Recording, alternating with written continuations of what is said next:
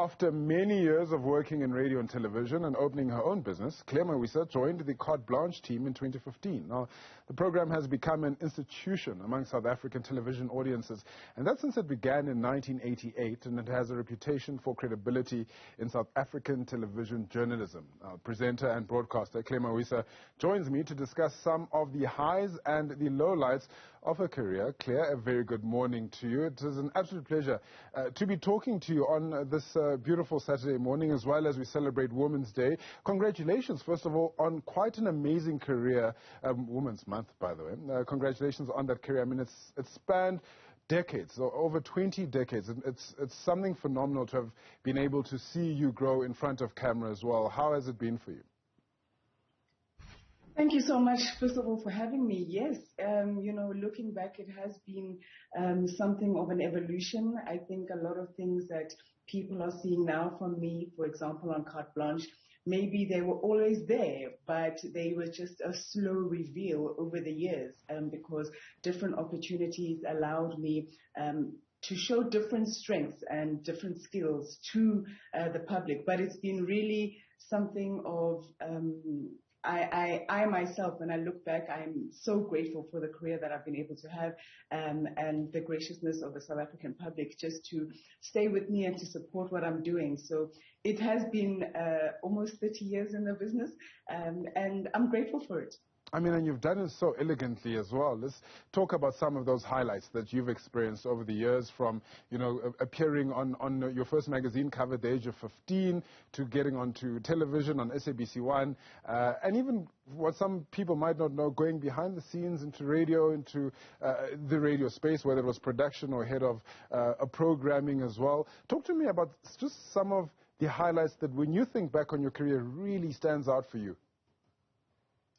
Well, I think I burst onto the scene with that magazine cover that you referred to, and I was only 15. So I was in grade 10, and I really didn't know the impact that that cover would have just on South Africans in general. I was still going to biology class after the photo shoot, so it didn't really register the impact and the waves that it would cause. And many, many years later, I had stopped modeling and I was now in TV. What still humbles me is the fact that people to this day tell me that they still have that magazine or a copy of that magazine and the impact that that had on them, and that they might not have been in the business, in the media business or modeling industry or trying to get on TV, but they just told me, or they would tell me that that cover just showed them and their children that anything really was possible. You must remember that cover came out in 1994, which was such a significant year for South Africa. So, the fact that it still follows me now, over 25 years later, is a huge, huge highlight. And it humbles me to this day when people refer back to that. Even after everything else that I've done, people still hold that near and dear to their hearts. Obviously, I think for me, for radio, which I love so much, one of the greatest joys and the greatest highlights was to know that I was part of teams behind the scenes. I wasn't on camera. People didn't know that it was me. I was producing content that was being broadcast, and I would hear it in shops, or I would hear it at a taxi rank, or I would hear people talking about the shows and the content that I was producing and how much they loved it. And that was such a great validation that I knew that I was on my purpose and people were enjoying what I was putting out, not knowing that it was actually me behind the scenes. And I mean, obviously, I feel like when I joined Carte Blanche 7 years ago, it really felt like a refresh of my career. I was being reintroduced to a whole new audience in a whole new way, and I had a new opportunity to reposition myself. And not many people get to do that later on in their careers. So that was something that I really found quite exciting and a challenge, and a little bit intimidating, I won't lie, but very, very grateful for that opportunity to grow in a new space, in a new direction. So I think those are some of my major highlights. And I mean, we'll get to the intimidating factor in Carte Blanche, and that's, apart from Derek Watts' height. But let's talk about, the young Clare Mawisa, the Clare Mawisa who was still going to biology class. What was she like? What were her dreams and aspirations? I think she was just a happy-go-lucky kid. I enjoyed high school so much. I think there was a time in my high school career, when I knew that, wow, these are going to be like the best days of my life. This is the last time where I can be completely irresponsible and have a good time. So I had a lot of fun. I was glad that I had the opportunity to model because I grew so much from that space. I was usually the youngest person in a professional working environment. So I learned a lot. But I think what people might not know is that at 15, 16, my dream was to become a scientist. You know, when I passed matric, I went to UCT and I was studying biochemistry and microbiology, and I really thought I was going to be the next Attenborough, narrating nature documentaries from far-flung corners of the earth.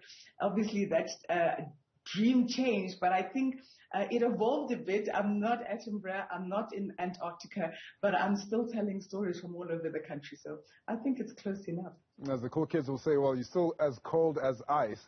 Let's not talk about Carte Blanche. And once you made that debut on Carte Blanche, I mean, you walk into the studios and you're surrounded by these upper echelon of South African journalism, essentially. How do you find your feet in such a demanding role, in such a position that you also have to give so much of yourself for some of these stories that you tell? I remember when I was first offered the job of Carte Blanche, I really felt out of my depth and I was like, whoa, are you serious?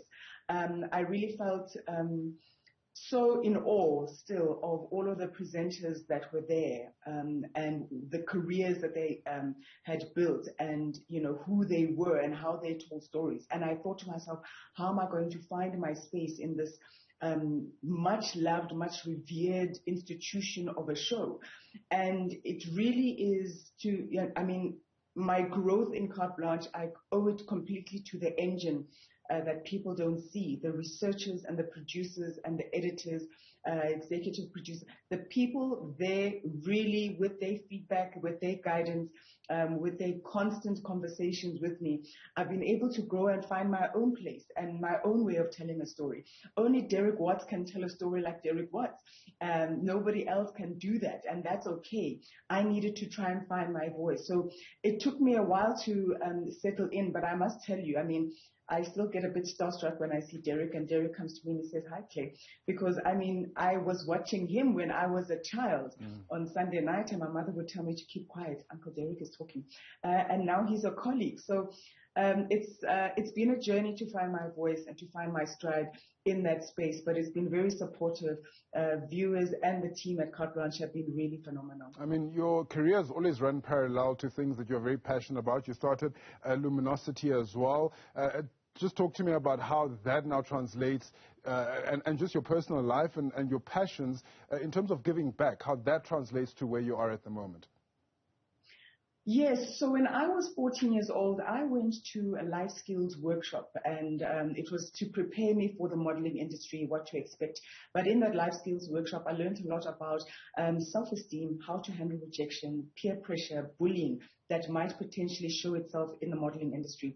And I remember that those lessons really stood me in good stead, even in my career after modeling.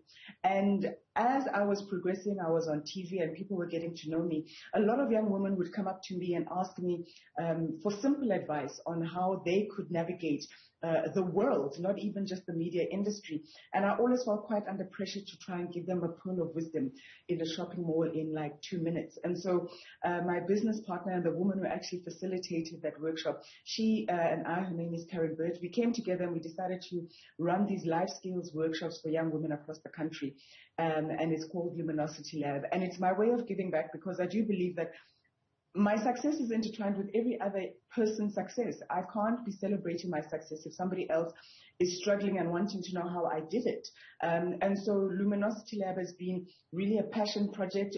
We've grown so much. Over the past 16 years that we've had the company, we've spoken to over 100,000 young people across the country, especially in rural areas and semi-rural areas. And that really gets my heart pumping. I really, really feel like that's my purpose and my passion. And I feel like that is where I come alive a little bit. So that has been something I've been very grateful to have the opportunity to do and to keep on doing. Claire, it has been an absolute pleasure to talk to you this morning, and we really do look forward to seeing where your career will take you next, and all the best going forward.